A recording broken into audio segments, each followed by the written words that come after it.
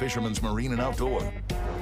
Welcome back, everyone. We're joined by Austin Moser, owner-operator of Austin's Northwest Adventures. And a lot of you have seen Austin here on, of course, Outdoor GPS, but Angler West, some of the other shows that are out there. There's a reason why all of us talking heads love to have a chance to talk with Austin.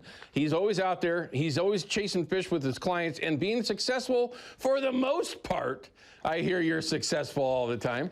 But today, they're on the central part, I guess I should say, of Washington on the upper Columbia chasing triploid trout. Now, you mentioned that you like to twitch form a bit with jigs. Is that what you're doing right now? Yeah, I'm twitching a jig right now. It's a light twitch, and sometimes I just let it sink. But yeah, that's what we're doing. We're twitching these little jigs. They're marabou jigs, so we just try to make them swim a little bit, make that that feather kind of move around in the water and entice a bite. I was just telling these guys, you know, you're trying to, it's almost like trying to get a cat to pounce on a string. You know, you're creating scenarios in your head that are like, you know, there's a fish looking at it right now. I'm just trying to get him to bite it. So it's similar to that with a cat, you know, trying to get him to pounce on a string, you know. It's kind of funny. That's an adage that Mr. Ramsey has used for a very long time for a reason, because it's absolutely applicable to what we do with these crazy fish. These little tiny brained fish that can outsmart us so well. Okay, so when you're twitching though, so if, I'm not trying to say somebody's gonna go up there and steal your spot, but if they come out and jump in the boat with you, this is something where you're reeling it back a little bit, or are you twitching it as it falls down into deeper water, or is there a little bit of a technique to it? So what we're doing right now is we have current, and so I'm casting straight out from the boat. It's hitting the water. I'm reeling that slack up. I'm letting it start to gradually sink down through the water column, and I'm twitching it as it goes. And what it's going to do, it's going to move downstream until it gets straight behind the boat. And then I might twitch it a little bit behind the boat. I might let a little line out to try to find bottom, make sure I'm close to bottom, and then I'll reel it up and I'll recast. And we're just working it through the column, trying to catch those fish.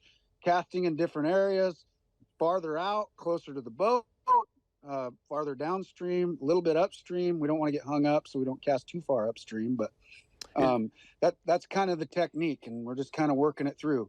Current changes, my technique might change. So I got you. Is it deep water that you're fishing? We're in 40 feet of water right now, casting up onto a shelf that's about 18 feet. Okay, so they do tend to relate to some sort of a structure. Yeah, definitely. They relate to current seams and different things like that. It seems like very similar to steelhead fishing, but not so technical. You know what I mean? They're sure. They're trout, you know, and they're hungry. We're fishing seams, we're fishing ledges, we're fishing buckets, we're fishing flats, you know, fishing different ledges. It's just kind of trout fishing 101, but they're just big ones, you know. All right, now I don't mean to get sidetracked. I'm going to ask him some more fishing questions, everyone, but you know me, this is the time of year where I will migrate to go find myself migrating mallards, right? What have you heard over there on the east, central towards the east side? You got any of your buddies that are out chasing waterfowl around? How's it been for them? Definitely. We do cast and blast with Honk Stomper Guide Service out of Moses Lake, and I've been staying in touch with him. I got one coming up this next weekend, and you know, when it was really, really good when we had all them cold snaps coming in, and you know, like a week ago or a little over a week ago, and then we got 50-degree weather and rain, you know, and it just makes that waterfowl hunting tough. We do a lot of field hunting over here. We do some waterfowl on the water, but mostly the hunting I do is field hunting. But you know, he's got some cut cornfields and things like that, so they've had good success on mallards and geese in the same spread. And also he has properties that they go and just target the mallards. So I've been hearing decent reports when the weather cooperates. Moses obviously isn't frozen over yet. No, I mean, we have skiffs of ice here and there, but not frozen over. No, not at all. My friends that are in Idaho have been crying the blues because they haven't had a big shot of mallards show up yet, and that's part of that is because Moses hasn't frozen over, believe it or not. Okay, so back to fishing. So you're chasing trout right now. It's the second week of December. We got Christmas on our doorstep, New Year's, for crying out loud. We're about ready to walk into 24, thank God, in so many different ways. But what are you going to be doing after this? How long are you going to chase these trout before you make a change to a different species? Maybe a walleye or whatever else you might be going after? Yeah, so definitely we start out in December concentrating on trout. We'll go till the end of January or so. When February starts, I'll start prospecting for walleye, and we'll do combination trips. We'll do, it's a 2 trout limit. So some days we can go out and bang out our trout in 2 hours, and then we go finish the rest of the day trying to get walleye. Just depends on what's most important to the people that go with me. If they want walleye, then we go bang on walleye. And then when that slows down, we'll switch to trout. So, or vice versa. So we'll be doing that all the way up until May, actually. And, it's a long fishery for me. That's why we ended up kind of moving closer, because now I'm not staying in my trailer 6 months out of the year. I'm at home with my wife. It's pretty great, actually. That's awesome, man.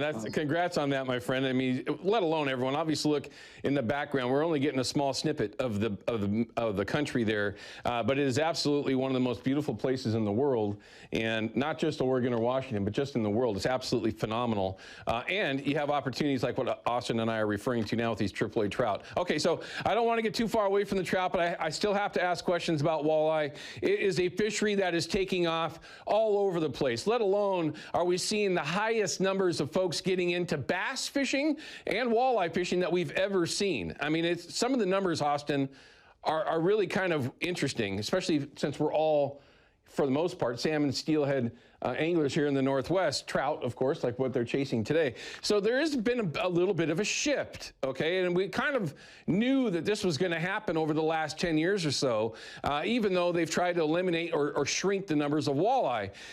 Is it a viable fishery in December going into January if folks were to say, hey, listen, I don't care about anything else. I want to go and target walleye only. I know that you just kind of touched on it, but not necessarily in your neck of the woods either. Is it something that people should keep on their radar if they want to chase walleye in the dead of winter? Yeah, you can catch walleye year round. It's just, you got to figure out where they are. It's obviously better certain times of the year. That pre-spawn time frame is just awesome. And then going into winter when those fish are feeding heavily, as the water temperatures start to drop, it can be very, very good. But you can catch walleye year round. A lot of guys in the Tri-Cities really concentrate on them in the wintertime. They do really well down there. And it's a viable fishery pretty much year round. It's just, what do you concentrate on? How much time do you put in it? You have to really figure it out. It's a little tougher in the dead of winter to dial those fish in, but they can definitely be had. And, I started out walleye fishing and things like that when I was a kid. That's what we did. I didn't salmon fish when I was a kid. So this is just, normal stuff for me. And I sure enjoy it. I really do. And we're jig fishing for walleye. I don't troll for walleye. We're doing similar to what I'm doing right now. We're doing to catch these walleye, and we'll catch them up to 14 pounds like this. So it's a lot of fun. All right, listen, everyone, if you're watching right now and you're seeing Austin maybe for the first time, which I don't know how that could happen, but if you are, we couldn't recommend Austin higher. What's it looking like going through December into January, chasing these triploids? Are you booked up solid? Is there room for folks that might want to make the trip over there? And I'm going to piggyback that question. If there are folks that are in my neck of the woods on the west side of the state, are there places that they can stay for a day or two and spend a day chasing some fish with you? Oh yeah, we got deals with all the hotels around. We can get you discounts on your stay. We have, I fish 7 days a week, it seems like. So, 6 months, 7 days a week. I got lots of time to book trips. Our weekends are just about full all the way through April. We do have, I think, 2 or 3 weekends left between now and April. But, midweek, we got lots of midweek days. I like fishing midweek. We have better current, it seems like, in the river during the week. And that helps a lot with the walleye fishing and things like that. But, we catch fish all week long, and we fish 7 days a week, it seems like. I'll go 10, 12 days, and then I'll take a day off or something like that. So, yeah, definitely, we've always got time. I got a second boat that works for me now, and we got another boat if we get big corporate groups, or if I'm full, we'll put you in with him. So lots of fish to be had up here. It's Christmas season, man. Can somebody, if they're watching, can they buy themselves or buy a gift card or something for somebody else that they know would love to go on a trip with you? Is that something that you accommodate to as well? Yep. We got gift cards. We got gift cards that we got real fancy ones I had printed up, and they're card stock, and they're really nice. We can mail them to you guys, and you can put them on the tree or in the stockings and things like that. We've been doing that for a lot of years. So Yep, we do it all the time. If they want to get a hold of us, they can. Very cool. Austin, as always, man, thanks for spending a couple of minutes with us. For a lot of people that have not heard about this triploid trout fishery on the upper part of the Columbia, you just saw a 12-pounder. That's not even a big one. And when he says that they rival spring Chinook, I've been told by some, just like Austin, that say it's better. Now, that's hard for me to believe. I haven't eaten a triploid from over there yet either, but that's why we chase these things around as perfect meat, and that's one of them. But Austin, again, man, thank you for spending some time. I appreciate it. Yeah, buddy. You ever get a day off, give me a call. You come up here and catch one for yourself. Well, I might have to do that cast and blast for you, man. I'd like to do that.